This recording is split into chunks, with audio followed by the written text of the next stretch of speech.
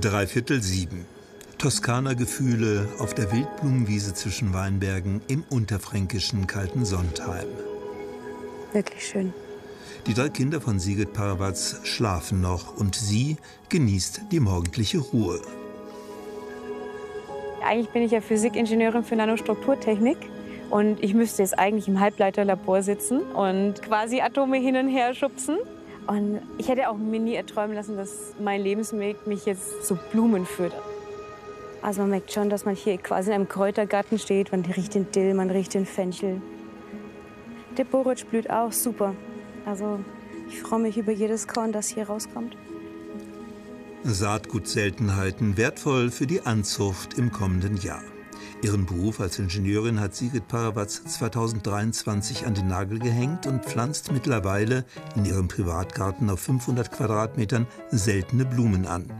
So wie diese stürmische Rarität Blizzard. Sie sehen aus wie überdimensionale Lollis am Stiel. Insgesamt hat Sigrid Parawatz 1100 Dahlienknollen in die Erde gesetzt, die nun zur Bestform aufblühen.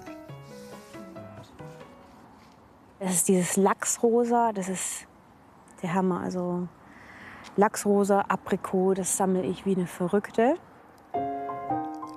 Sigrid Parawatz lebt den floralen Traum aus ihrer Kindheit.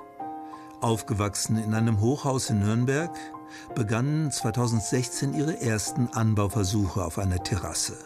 Ernteerfolg: 100 Kilo Gemüse. Was mit Zucchini und Zwiebeln auf kleinstem Raum funktioniert, müsste doch auch mit Blumen klappen, dachte sich Sigrid Parawatz, als sie und ihr Mann das alleinstehende Anwesen in der Nähe von Kitzingen kauften. Nach Permakulturprinzipien entstand dann ein floraler Waldgarten. Im Endeffekt, die rauben sich nicht gegenseitig ihre Nährstoffe. Die können sehr schön koexistieren.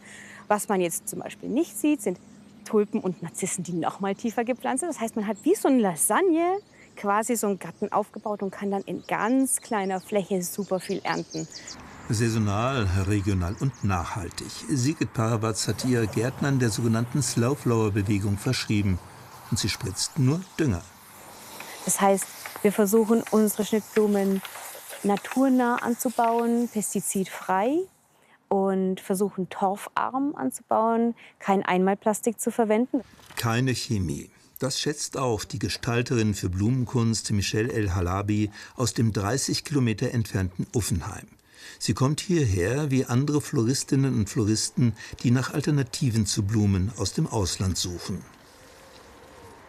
Also ich bin dankbar, dass ich die Ausbildung gemacht habe, aber auch dankbar, dass ich erkannt habe, dass ich das moralisch einfach nicht vertreten kann. Weil ich mir denke, ich habe so einen schönen Beruf und arbeite mit der Natur, aber arbeite im gewissen Sinn gegen die Natur, weil vielen nicht bewusst ist, wo kommt die Blume eigentlich her und dass sie voller Gift ist und so. Ich glaube, dass das vielen gar nicht bewusst ist. Auch wenn einige der Chemikalien in der EU verboten sind, gelten bei Schnittblumen die Regeln der Herkunftsländer. Regionale Blumen sind eine gesunde Antwort. Man ist nicht eingeschränkt, weil viele dann denken, oh, Slowflower, die pflückt halt ein paar Wildblumen. Und es ist dann ein Strauß aus Kornblumen und wilde Möhre. Aber das ist es nicht. Also man hat ja trotzdem dasselbe, man hat eigentlich viel mehr.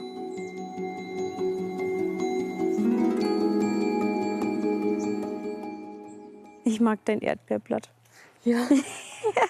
Ich bin ja sowieso für Kräuter, Essbares in die Vasen. Das stimmt. Auch Privatpersonen können sich online Termine zum Blumenpflücken buchen. Du hast jetzt die Wahl, du kannst jetzt so stückchenweise Dahlien für 2 Euro das Stück, zack, zack, zack, zack, zack, durchschneiden. Oder du sagst, ich will meine Hand voll machen mit Dahlien und mit Zeug, also so einen Riesenstrauß in die Hand, das ist dann 49 Euro, so viel du halten kannst. Für die XXL-Variante entscheiden sich Marie-Sabine Howard und ihre Töchter Rose und Kate. Sie kommen aus dem Nachbarort. Fürs Familienfest wollen sie zum ersten Mal mit Slowflowers dekorieren. Ich finde gerade auch toll, dass die nicht so perfekt sind, wie sie jetzt vielleicht im Blumenladen sind. Und genau das macht es halt auch aus.